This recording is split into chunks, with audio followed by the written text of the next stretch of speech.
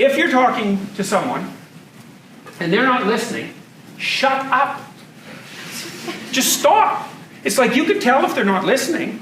And if they're not listening, quit saying words. You'll just feel like a fool anyways, because it's like you're throwing ping pong balls against a brick wall. You're not getting anywhere.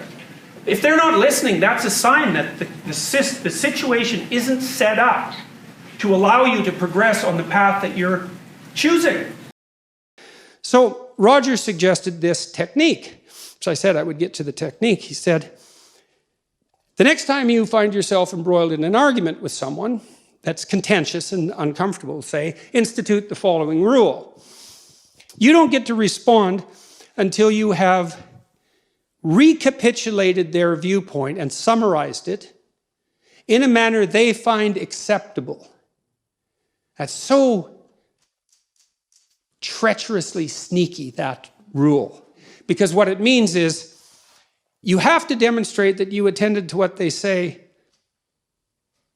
closely enough and carefully enough to, first of all, act out validation of the idea that they have an opinion worth attending to. So that's a big deal. Eh? People really like being paid attention to. There's nothing people like more than that. So you have to sort of strike right to the quick. It sounds to me like this is the point you were making. And then you lay out the point, and then you see they have to be happy with your summary. They have to be pleased with it, which means that you're doing exactly the opposite of straw-manning the argument, quite the contrary. And you're doing them a favor in some sense by reducing it to the gist, because that's actually an incredibly complex cognitive operation. And so one of the things you have to remember when you're discussing things with people, even if they're out to defeat you, let's say, on any complex subject, there's a lot to be said. But you need to learn just exactly how localized your viewpoint is. What you really want, if you're going to engage in a discussion about, say, something like gun control, is you want to be familiar with the entire range of arguments. Deeply familiar. And have some respect for them. It's pretty clear that guns kill people. They're dangerous. They're not arguments. They're just perceptual biases. That's one way of thinking about them. But then it's also not self-evident that the only entities that should be allowed to be dangerous are the state entities. So there's things that can be said that are intelligent across that entire line of that entire distribution of opinion. And if you're educated, then you should be conversant with the entire range of opinions.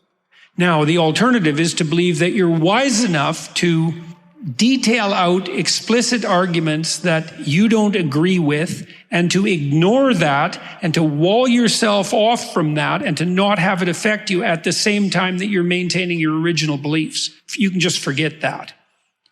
You just do not have the capacity to do that.